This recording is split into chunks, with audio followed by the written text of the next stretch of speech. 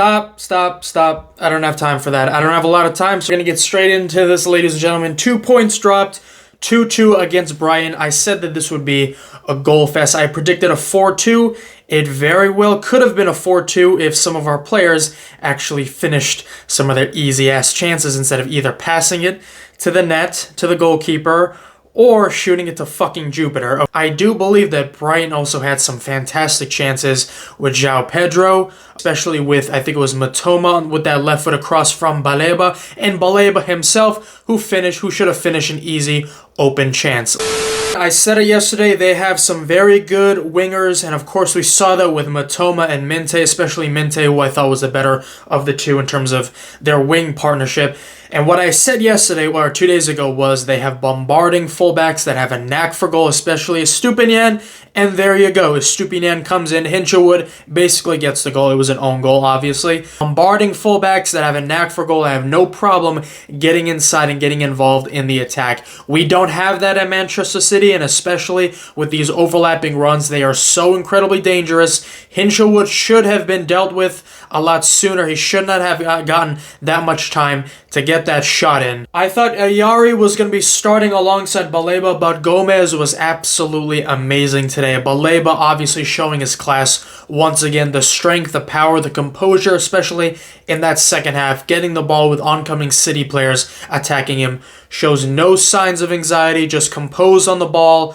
Should have finished that chance. We should have lost that game if he converted that chance, because you know Baleba, oh my god, Baleba is just an absolutely amazing player, just a physical beast in that midfield. In terms of their attacking threats, I didn't think João Pedro and Ruter were absolutely amazing. I thought they were not decent and not amazing, but in the middle. I'd say 6 or 7 out of 10 performance from both of them. Mitoma and Minteh were really good, especially Minteh.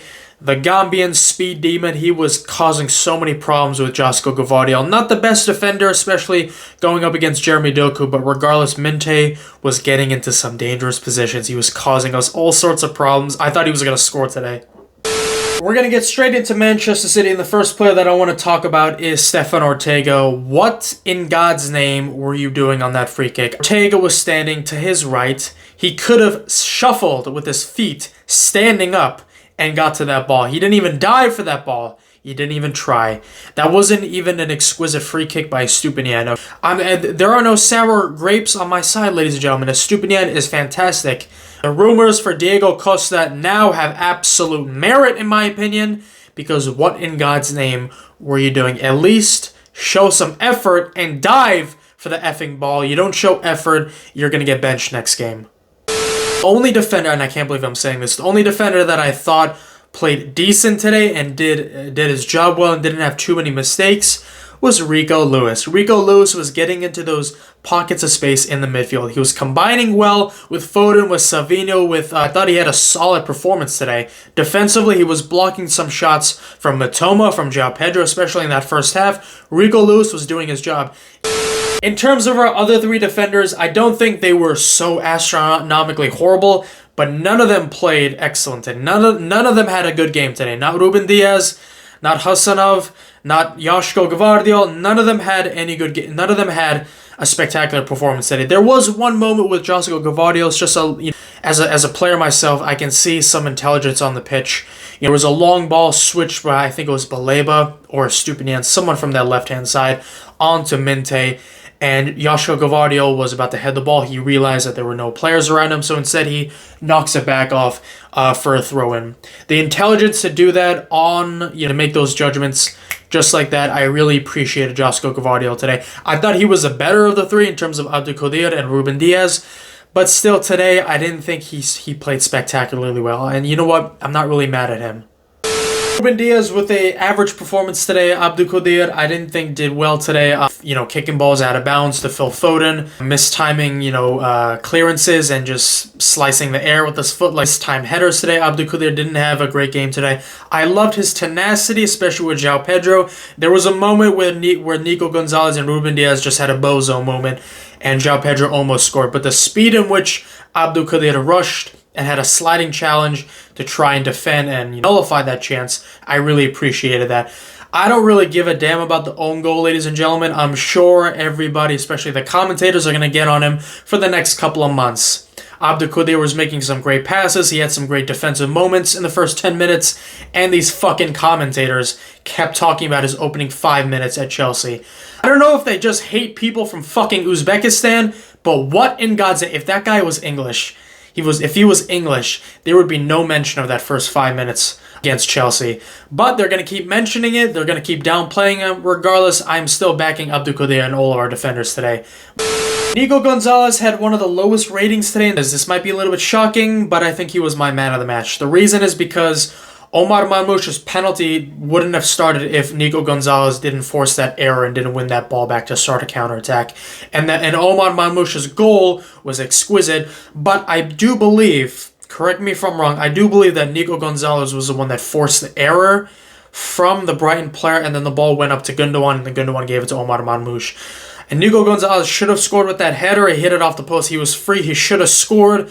But regardless, another shot from him that hits the post. Gundogan today, I thought was very good. I was very, very, very pleased with İlkay Gundogan. He seems to do very, very well with Nico Gonzalez. And Kovacic seems to do very well with Nico Gonzalez. That is how important Nico Gonzalez is. But I'm taking nothing away from İlkay Gundogan. He was composed on the ball. He was getting some great distribution out wide. İlkay Gundogan today, I thought it was solid. Marmoush today, I thought Marmoush today was stunning. He was getting into those great positions, especially right behind as a shadow striker. Fantastic goal, killer mentality with that goal. No nonsense finish from Omar Marmoush. I said if he starts, yes, 2 days ago, he's going to score a goal, and would you believe it, he scored a goal. Omar Marmoush today, I'm really happy with him. In terms of our winger partnership, I'm going to start with Jeremy Doku, first of all. Second half, the decision-making from Jeremy Doku was incredibly, just atrocious in my opinion. He was cutting inside and going past two players, and then he had, I think it was Foden on the right-hand side or Nico Gonzalez, and he just dinks a wild ball that's just going up into the stands. Second half, in terms of decision-making, was absolutely atrocious. Pass the fucking ball to Erling Braut Haaland. As a former striker myself, if my midfielder doesn't make that pass, or at least gives an effort to that pass, I would be screaming off the top of my lungs to him, because that was absolutely pitiful. I'm seeing a whole lot of City fans on Twitter slating Doku for not making the pass. Yes, some of them are saying that he had a terrible game. I don't think Jeremy Doku had a terrible game. I'm going to give credit to that first half. The body strength and the stability in terms of his balance was exquisite. Jeremy Doku was making things happen in that first half, getting past players. Hinchelwood, Van Hecke, Minteh, anybody on the right-hand side, Baleba, anybody. Savinho today was doing very well in terms of winning the ball back. He was aggressive. He was losing the ball, but he showed a lot of effort to get the ball back. I really appreciate that from my players. Savinho today should have scored one fucking goal. That give and go with Rico Lewis was exquisite on one of those shots. And one of those, I think it was that give and go where he had that wild-ass shot that went to fucking Jupiter. Looked like some guy on the stands was calling for the ball, and then Savinho's like, yeah, bro, I got you. What the hell was that? I know there's pressure coming on, but just pass the ball into the bottom left-hand corner. Mahrez would have finished that chance. Easily, Mahrez would have finished that chance. And Mahrez's shot power is non-existent. Mahrez has no shot power. You don't need shot power for the just nestle, just slice, curved little left-footed shot into the bottom right-hand corner. And next up, we got Erling Braut Haaland. Great penalty. Fastest player to 100 goal involvements in Premier League history with 94 appearances and 100 goal involvements. That is just absolutely stunning. I think he beats Alan Shearer by like 4 or 5 or 6 games.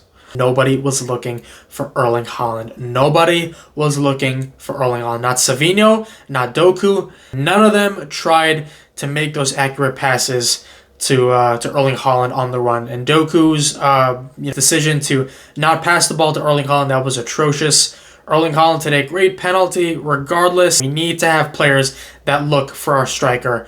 Pass the ball to Erling Haaland. That should be our main priority against Leicester City. Well, final thoughts for this game. I thought Brighton was exquisite. I think Brighton and Manchester City are on the same level for this season. So, like, a stalemate on paper is the right result. De Bruyne's free kick that hit off Gundogan's back. Maybe somebody should have been there. Maybe somebody should have said, you know what? I want to score. I'll go to the back post. Reminds me of Fernandinho's miss against Real Madrid at the Bernabeu. You guys know what I'm talking about. When Rodrigo scored those 2 goals. Very similar in terms of position. Fernandinho at least made an effort and slide tackle to get to that shot. None of our players wanted to score from that free kick. I was so pissed off from that. Foden, shout out to Phil Foden. He was trying to make things happen. He was showing a lot of effort, dribbling in and taking players on. He showed a lot of grit. Full respect to Phil Foden there. Hopefully Bernardo Silva's injury isn't too serious. We should have scored on that. Savinho should have had that tame effort where he just passed it to Verbruggen. We should have scored on that. Savinho should have scored on that other play where he just hit the ball to fucking Jupiter on that second shot, I believe. We should have won this game. This was such a letdown. But again, it's a point against one of the teams that were competing for that 4th place and 5th place spot. I'm not too angry with our performance, though. It was just such a letdown. Only thing I'm going to say for next game, pass the ball to Erling Braut Haaland. Thank you all so much for watching.